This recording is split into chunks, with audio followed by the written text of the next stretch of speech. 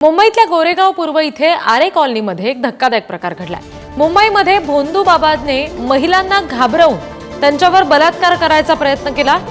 एका पीडित महिलेच्या अल्पवयीन मुलींवर सुद्धा अत्याचार करण्यात आले।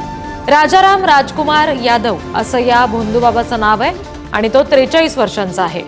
पीडित महिलेच्या पतीला डोकेदुखी होत होती आणि त्याच्यामुळे काही महिन्यांपूर्वी भोंदू बाबाने औषध देऊन त्याला बरं केलं असा दावा त्याने केलेला होता।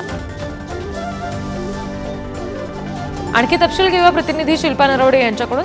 शिल्पा, या भोंदू बाबा संदर्भात आणखी काय तपशील आहेत आणि पोलिसांनी नेमकी काय कारवाई केली त्याच्यावर? रिद्धी, आपण जर पाहिलं तर मुंबईतील गोरेगाव पूर्व येथील आरे कॉलनीतील हा धक्कादायक प्रकार समोर आलेला आहे। मुंबईतील भोंदू बाबाचा महिलांना घाबरून बलात्काराचा प्रकार हा उघडकीस आलेला पाहायला मिळतोय। पीडित महिलेच्या अल्पवयीन मुलीवर देखील त्याने अत्याचार केल्याचे समोर आलेले आहे। आरे कॉलनीमध्ये पोलिसांनी गुन्हा दाखल करत भोंदू बाबाला अटक देखील केलेली आहे। राजाराम राजकुमार यादव असे या भोंदू बाबाचं नाव असून तो 43 वर्षाचा आहे।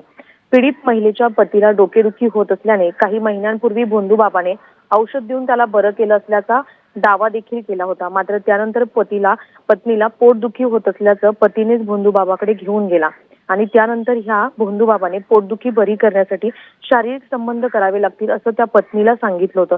त्यानंतर त्याने तिला भूल देखील घातली व त्यानंतर लगातार 5 वर्ष पीडित महिलेवर अत्याचार केले व दोन्ही त्याच्या 13 वर्ष व 16 वर्षीय अल्पवयीन मुलींवर देखील अत्याचार आणि विनयभंग केल्याचा प्रकार समोर आलाय। यावेळी 16 वर्षीय मुलीने विरोध केला, पण विरोध केला तर नवऱ्याचा मृत्यू होईल असं देखील सांगण्यात आलं। त्यानंतर पीडित महिलेने एका सामाजिक संस्थेकडे एनजीओकडे धाव घेतली असता हा प्रकार पुढे आला आणि एनजीओच्या माध्यमातून पोलीस ठाण्यात त्याची तक्रार करत परत गुन्हा दाखल करण्यात आला आहे। सध्या ह्या भोंदूला अटक करण्यात आलेला आहे। रिद्धी जी, धन्यवाद दिलेल्या तपशिलांसाठी शिल्पा।